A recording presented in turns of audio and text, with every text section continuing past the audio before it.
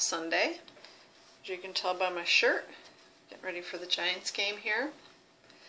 But I wanted to spend a few minutes talking to you a little bit about the Declaration of Independence. That was a piece that we hadn't done because I had said I thought it was kind of a big chunk of information and important enough to be talked about on its own. So I was waiting until after we had completed the Revolutionary War, and then we were going to go back in, because this all takes place right smack dab in the middle of the American Revolution in 1776. So prior to this video, you should have read in your text, and if you want to go get your textbook right now, you can pause this and you can have it open to page 197 and 198. So if you haven't gotten that yet, you can stop me quickly and then go and grab it, okay? And then when you come back, we'll get started with a little discussion about the Declaration of Independence. So if you have read on page 197, you'll see in green there's a section that says the Declaration of Independence. You know, one of the things we tend to like to think of is that this document, this beautiful document, was just kind of handed down. It's kind of like something on a tablet, or you know, just like something from the Bible. It was all polished and perfect, but the truth is this was not a clean and easy way to create a document. It's tempting to think that it happened that way, but it didn't. It was really very messy for all people involved, especially Thomas Jefferson, who spent the bulk of the time alone working on all of these principles and ideals that are covered within the Declaration of Independence. And so what you should have read, I'm going to refer to the area right before the Declaration of Independence. If you can look at 196, do you see where it's talking about common sense? Common Sense, which is Thomas Paine's pamphlet, was really the precursor. When I say precursor, it happened before. It really was setting the stage for these patriots to really think about independence in a very concrete way. And Thomas Paine thought that it was not unreasonable to expect that the colonies could create a separate government called a Republican government, which is based on the consent of the people. And a Republican government simply means Republican. They have representatives, RE. So republic, representative government, is the best form of government, and it's as close to direct democracy as we're ever going to get. It's not every person voting, but at least it is representative democracy. Unlike what you saw back in Greece, in Athens, with direct democracy, at least for the size of our country, independence would mean that representative democracy would be the best form of democracy for us to have. So he sets the stage for this, and along with that alliance with France, the colonies have sent delegates to this Continental Congress. And in 1776, if you look at page 197, all but 4 colonies really wanted a declaration of some sort. It was one thing to set up an army, to set a commander like George Washington, to try to pay for all this, to create committees of correspondence, to punish the loyalists. For the longest time, the bulk of the delegates felt, why have we not simply made our plea for independence? So by May of 1776, Richard Henry Lee, who was the Virginian delegate, said, we must set up a committee to create this sort of a declaration based on all the delegates' ideas, and that when it was written in some form that they should bring it back to the committees and the Congress would would vote on it. And so they asked Thomas Jefferson, Benjamin Franklin, John Adams. I think there were 3 or 4 delegates, and they began to take all of this information and begin to put together the foundations of natural rights and equality, why they wanted to revolt, what does consent to the governed really mean, and talked about the grievances that the colonists had against King George, and that these grievances were so terrible that it gave them the justification for thinking about natural rights, accepting the fact that people wanted to have some say in their government, self-evident truths, as they mentioned in the document, and that all men should be created equal. So they put this together. Thomas Jefferson did. John Adams and Benjamin Franklin also put in their important points in that Declaration of Independence. And then in July of 1776, they bring the final text to the Continental Congress, and surprisingly, it probably wouldn't surprise you, that 2 of the lone holdouts for this Declaration of Independence were going to be New York and Pennsylvania, along with Maryland and South Carolina. So they officially gathered. Men signed this Declaration of Independence. Printed copies went out so that everyone could hear it if it needed to be read to, or if they could read themselves. And John Hancock, remember, wrote in huge letters his name at the end, and we'll talk about this when we get into class, because he wanted to make sure that the king could read his handwriting, his signature, without having to wear his spectacles, his glasses. So he wasn't afraid, although men who had signed it probably were afraid, because by signing it, they were signing their own death warrant.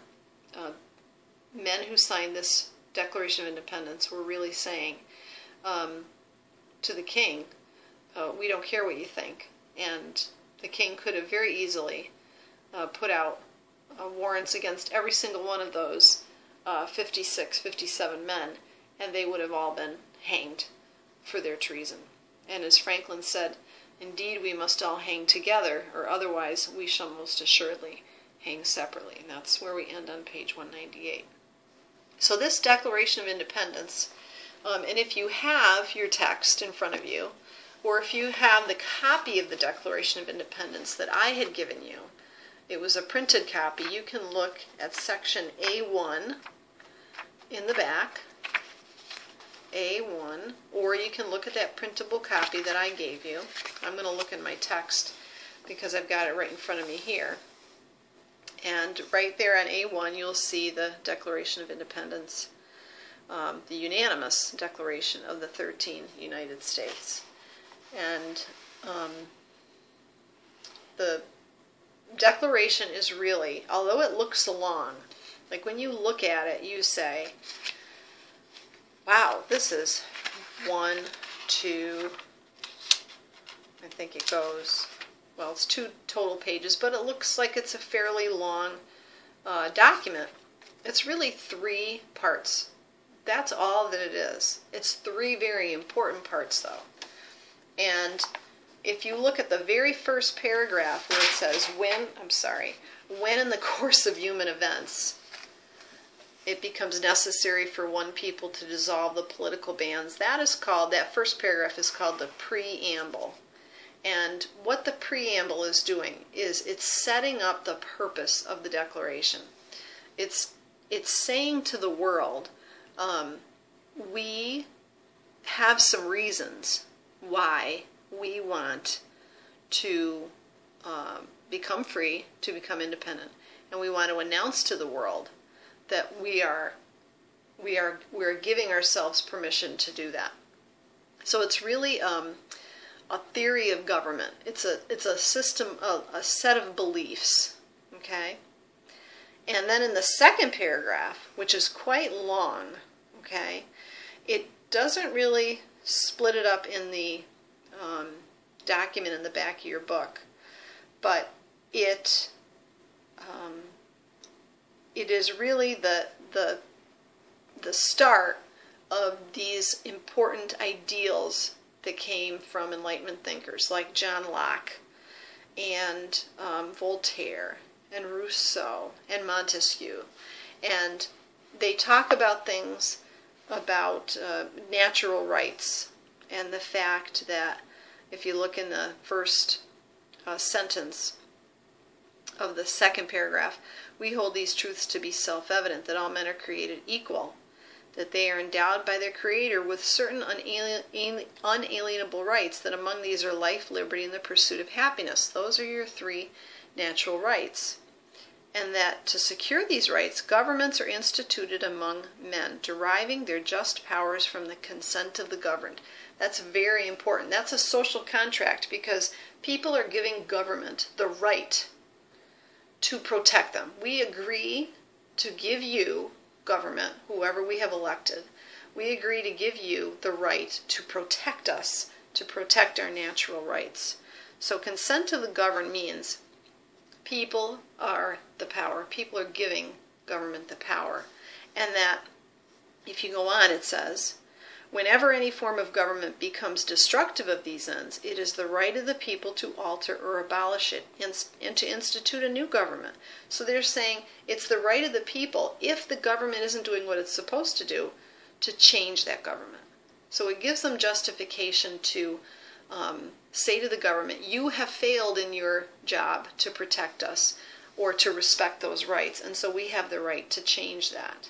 So that's what that section is about. It's a theory of government, some beliefs about government, and what they wanted to see in a government. The next whole section, if you keep reading, wherever it says he has called, he has dissolved, they're referring to the king here. And these are all grievances against King George III. And if you turn the page to A2, you'll see it will continue.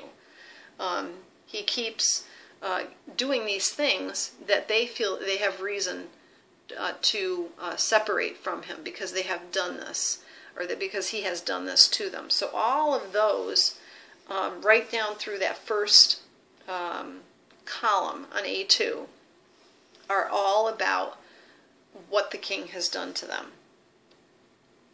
And then the last part is the formal separation, declaring independence of the colonies. And that's the part that ends with, it's the last paragraph, we therefore, the representatives of the United States of America, say that we are of right ought to be free and independent states. And so those are the three parts. The ideals of the Declaration of Independence are still goals for our nation today. This is not anything, oh well, it's, that was back in 1776. It inspired other revolutions. It inspired people in South America, like in Haiti. It inspired the French Revolution of 1789. Even 20th century independence movements in Asia and Africa looked to the Declaration of Independence as their model. So the Declaration of Independence is not, just because it's in the middle of the war, it is not merely a way to boost morale. It wasn't merely a way to get people behind the revolution. This was the most unique and outstanding and important article of government, of democracy, that the world had ever seen, and probably still has seen, because it is that long-lasting. So this Declaration of Independence is not just important, it's the basis by which the colonies created the new and independent United States of America. So I think it's pretty important. And as I've said before, it's only three parts, really. It's a theory of government, it's the grievances or the complaints against the king, and then it's a formal resolution declaring independence. But how it is written, we have to take a closer look at. Now, some people may say that there are some hidden meanings to the Declaration of Independence. And we'll take a look at what some historians have said about that. And then on the other hand, you have, as you read this, what some historians say is a very clear belief in a democratic or representative government. And there are no, there's nothing hidden here. There's no hidden agenda. But we have to look at both sides, those perspectives. Those who think that it is clearly an amazing document, and then those who say, but it really didn't do anything revolutionary for the time, looking at all the people that were involved in the revolution. And I'm not just talking about patriots, white males who owned land and were over 21. We're talking about women here, Native Americans, African Americans. Some people might say, there's a contradiction here between the Declaration's ideals of freedom and the institution of slavery. So we have to look at some of that information in order to make a clear judgment for ourselves. So I think it's pretty important. Again, it's on A1 if you wanted to look at it in a little bit more depth.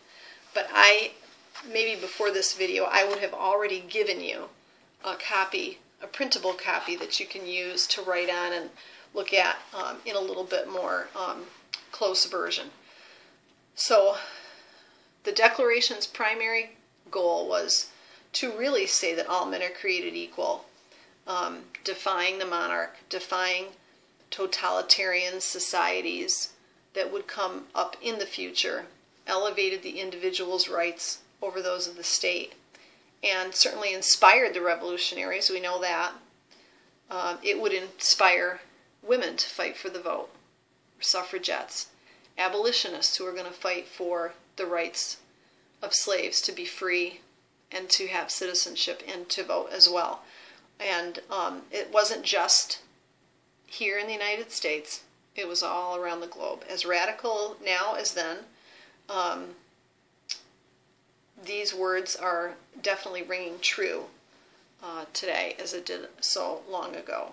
So we will take a look at these important topics a little bit more closely in class. We hold these truths to be self-evident, the truths to be sacred and undeniable. This is a rare writer, Thomas Jefferson, to write the kinds of words that he did. It almost reads like a poem. That's how wonderful a writer he was, and how he really took his job to heart and created a pretty magnificent document. So I'm going to stop there. I hope that when we get into class, we'll get a little bit more in depth with it, but this is just a little touch on some of the background, and we'll make it a little bit clearer in class. I hope you have a great night. Once again, getting ready for the Giants game. You are the icing to my cupcake, and I will see you when we get in class. Thanks. Have a great day.